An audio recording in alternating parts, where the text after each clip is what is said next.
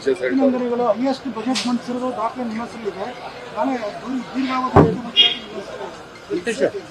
ಇನ್ನ ಇಲ್ಲ, ಆಗ್ಬೇಕಲ್ಲ. ನಾಳೆ ಆಗುತ್ತೆ. ಜನರ ಆಶೀರ್ವಾದದಿಂದ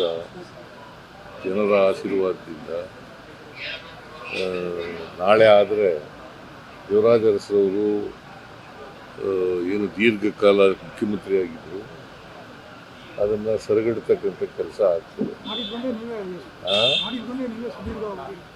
ಒಂದೇನಪ್ಪ ಸಂತೋಷ ಅಂತಂದರೆ ದೇವರಾಜ ಅರಸರವರು ಮೈಸೂರು ಜಿಲ್ಲೆಯವರು, ನಾನು ಮೈಸೂರು ಜಿಲ್ಲೆಯವರು. ಬಟ್ ಅದೆಲ್ಲಕ್ಕಿಂತ ಹೆಚ್ಚಾಗಿ ಸರ್, ಇಬ್ರು ತಳ ಸಮುದಾಯದಿಂದ ಬಂದು ಈ ತರದ ವ್ಯವಸ್ಥೆಯಲ್ಲಿ ಈ ಲೆವೆಲ್ ಬಂದಿರುವಂತ ನೀವು 78ರಲ್ಲಿ ಕಾನ್ಸ್ಟಿಟ್ಯೂಷನ್ ಮೆಂಬರ್ ಆದಾಗ ಇದನ್ನು ನಿರೀಕ್ಷೆ ಮಾಡಿದ್ರೆ ಈ ರೀತಿ ನಾನು ನಿರೀಕ್ಷೆನೇ ಮಾಡಿರ್ಬೋದು. ನಾನು ಚೀಫ್ ಮಿನಿಸ್ಟರ್ ಆಗ್ತೀನಿ ಅಂತೂ ಇಲ್ಲ, ಮಿನಿಸ್ಟರ್ ಆಗ್ತೀನಿ ಅಂತೂ ನಿರೀಕ್ಷೆ ಮಾಡಿರ್ಬೋದು. MLA ಆಗಬೇಕು ಅಂತ ಅಂದ್ಕೊಂಡಿದ್ದೆ ಒಂದು ಸಾರಿ, ತಾಲೂಕು ಬೋರ್ಡ್ ಮೆಂಬರ್ ಆದಮೇಲೆ MLA ಆಗಬೇಕು ಅಂತ ಅಂದ್ಕೊಂಡಿದ್ದೆ. ಸೊ ಈಗ 8 ಚುನಾವಣೆಗಳಿಗೆ ಗೆದ್ದಿದ್ದೀನಿ. 8 ಚುನಾವಣೆಗಳಿಗೆ 2 ಪಾರ್ಲಿಮೆಂಟ್ ಸೋತಿದ್ದೀನಿ, 2 ಅಸೆಂಬ್ಲಿ ಸೋತಿದ್ದೀನಿ. ಸೊ 4 ಚುನಾವಣೆಗಳು, 12 ತಾಲೂಕು ಬೋರ್ಡು ಸೇರಿ 13 ಚುನಾವಣೆಗಳಿಗೆ ಗೆದ್ದಿದ್ದೀನಿ, 13 ಚುನಾವಣೆಗಳು ಮಾಡಿದ್ದೀನಿ. ಅದೇ ನೀವು ತಳ ಸಮುದಾಯದವರು, ದೇವರಾಜ ತಳ ಸಮುದಾಯದವರು, ಈ ವ್ಯವಸ್ಥೆಯಲ್ಲಿ ಈ ಲೆವೆಲ್ ಬಂದ್ರೆ ದೊಡ್ಡ ಸಾಧನೆ ಅಲ್ವಾ?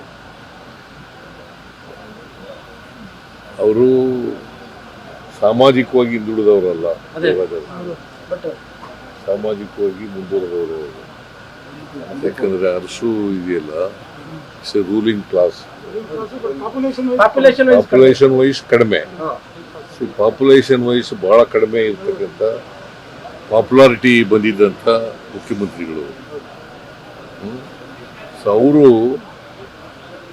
ನನಗೂ ಅವ್ರಿಗೂ ಕಂಪ್ಯಾರಿಸನ್ ಇಲ್ಲ. No comparison between me and Devaraj. ಸನ್ನಿವೇಶ ಬಂತು, ನಾನು ದೀರ್ಘಕಾಲ ಮುಖ್ಯಮಂತ್ರಿ ಆಗಿದ್ದೀನಿ, ಜನರ ಆಶೀರ್ವಾದ ಇತ್ತು, ಜನರ ಆಶೀರ್ವಾದದಿಂದ ಇಲ್ಲಿವರೆಗೆ ಬಂದಿದ್ದೀನಿ. ನಿಮ್ಗಿದ್ದ ಸವಾಲುಗಳು ಅವ್ರಿಗಿರ್ಲಿಲ್ಲ. ಸವಾಲುಗಳು ನೀವು ಎದುರಿಸಿದಂತ ಪೊಲಿಟಿಕಲ್ ಸವಾಲುಗಳು, ರಾಜಕೀಯ ಸವಾಲುಗಳು ಅವರೇನ ನೋಡಪ್ಪ, ಆ ಕಾಲ ಬೇರೆ ರಾಜಕಾರಣ, ಈ ಕಾಲ ಬೇರೆ. ಒಂದೊಂದು ಕಾಲಕ್ಕೆ ಬೇರೆ ಬೇರೆ ಇರ್ತವೆ. ಅವತ್ತು ಈಗ ನಾನು 83ರಲ್ಲಿ ಎಲೆಕ್ಷನ್ ನಿಂತ್ಕೊಂಡಾಗ ಜನರೇ ದುಡ್ಡು ಕೊಟ್ಟರು, ಓಟು ಕೊಟ್ಟರು. ದೇವರಾಜ ಅರಸರವರು ಮುಖ್ಯಮಂತ್ರಿ ಆಗಿರುವಾಗ, ಅವ್ರು ಎಲೆಕ್ಷನ್ ನಿಂತ್ಕೊಳ್ಳುವಾಗ ಜನ ದುಡ್ಡು ಕೊಟ್ಟು ಎಲೆಕ್ಷನ್ ಮಾಡ್ತಾ ಇದ್ರು. ಒಂದ್ಸಾರಿ ಯುನಾನಿಮಸ್ ಆಗಿ ಗೆದ್ದಿದ್ರು 62ರಲ್ಲಿ. ಸೊ ಆ ಕಾಲ ಬೇರೆ, ಈ ಕಾಲ ಬೇರೆ, ಬದಲಾವಣೆ ಆಗ್ತಾ ಇರ್ತವೆ.